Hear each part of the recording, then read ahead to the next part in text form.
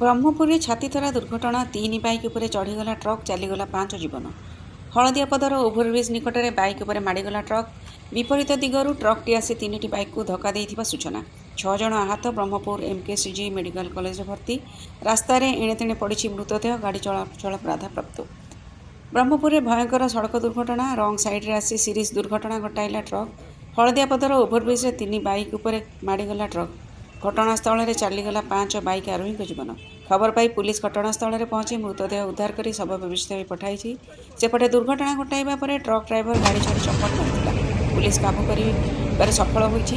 ଦକ୍ଷିଣାଞ୍ଚଳ ଆଇଜି ଶ୍ରୀ ନୀତି ଶେଖର ଘଟଣାସ୍ଥଳରେ ପହଞ୍ଚି ସ୍ଥିତି ପରଖିଛନ୍ତି।